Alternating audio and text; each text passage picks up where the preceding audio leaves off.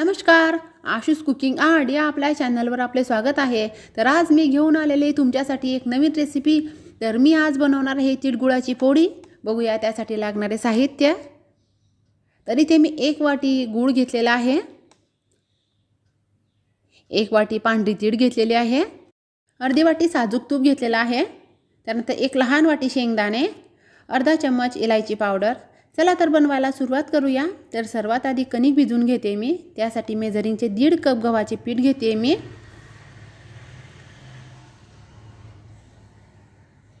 त्यात अर्धा चम्मच मीठ घालते.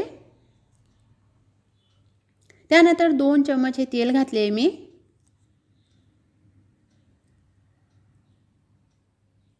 म्हणजे आपली पोळी ही छान अशी नरम होईल. हे सर्व एकत्रित करून घेते. आता याची कणिक भिजवून घेते आणि त्यात पाणी एकदा न टाकता थोडे थोडे घालूया. आणि ही कणिक थोडी नरमच अशी भिजवणार आहे मी.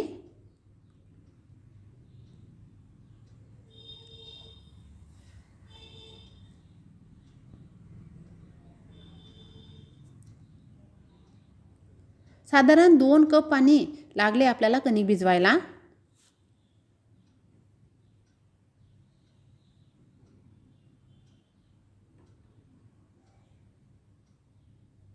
त्याला आता तेल लावून चिकन करून घेते मी.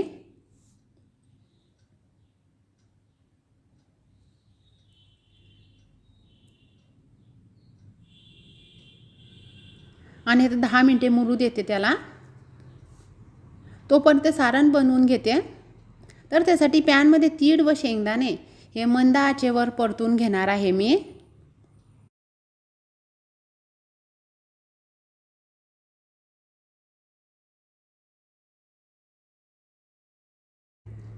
तीळ ही भाजली गेलेली आहे. गूळसुद्धा त्यातच टाकते मी. गॅस हा बंद केलेला आहे. तीळ, शेंगदाणे, गूळ हे सर्व एकत्रित करून घ्यायचे. गरम तव्यावर गूळ हा आपला वितळून जाईल. आता हे पूर्णपणे थंड झाल्यावरती मिक्सरमधून बारीक करून घेणार आहे. तर हे मिश्रण थंड झालेलं आहे. आता ते मिक्सरमधून बारीक करून घेते मी. तर हे तीळ गूळ सर्व मिक्सरमध्ये अशा प्रकारे बारीक करून घेतलेलं आहे. त्यात आता इलायची पावडर घालते.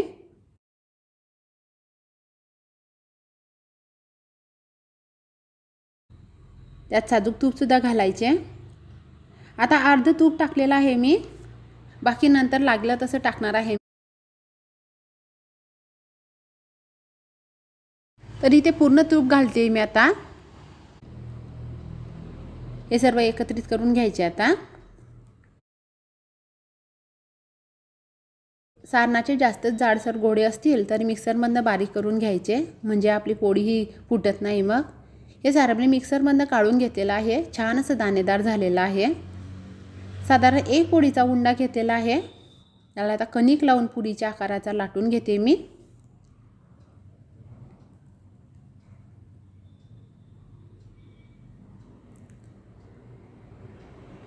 अशा प्रकारे हातावर घेऊन त्यात आता सारण भरून घेते.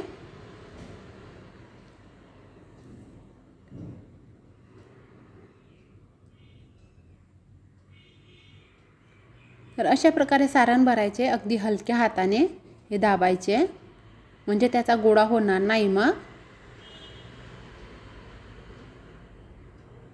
असे भरायचे.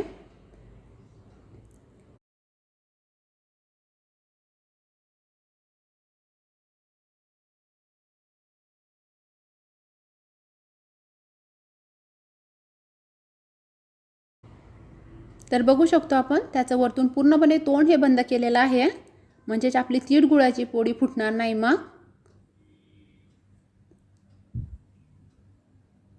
तर सारण भरून आपला उंडा तयार आहे. त्याची आता पोळी लाटून घेते मी. इथे गव्हाचे पीठ लावलेले आहे मी.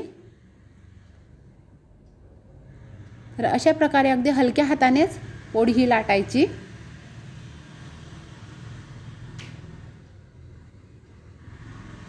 बघू शकतो आपण छान अशी आपली पोळी लाटली जात आहे.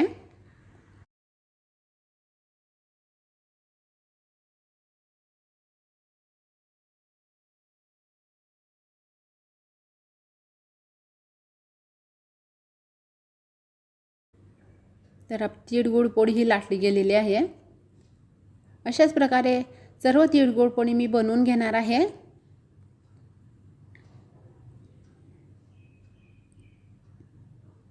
यासाठी कणिक ही खूपच नरम भिजवलेली होती मी या पोळीसाठी।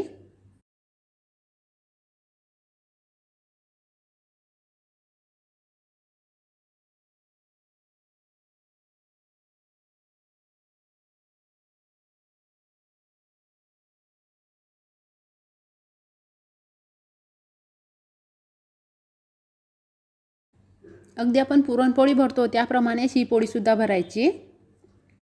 तीळ आणि गूळ हिवाळ्यात खायला पौष्टिक असतात। तीळ गुळाची पोळी ही संक्रांतीला बनवली जाते आणि प्रत्येकाची बनवण्याची पद्धत ही वेगवेगळी असते।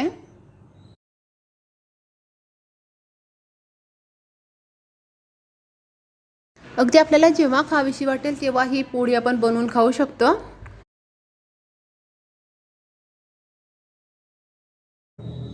अशा प्रकारे ही पोळी सुद्धा लाटून घेतलेली आहे मी। आता गॅसवरती तवा गरम करायला ठेवलेला आहे। तर तवा हा तापलेला आहे, त्यावर पोळी ही टाकून देते मी शेकायला। तर एका बाजूने शेकली गेलेली आहे, ती पलटून घेते। आपल्या चॅनलवर नवीन असाल तर तोपर्यंत आपल्या चॅनलला सबस्क्राईब करून घ्या। तर आपली पोळी ही शेकली गेलेली आहे, त्याला आता वरतून तूप लावून घेते मी। साजूक तूप लावणार आहे मी इथे।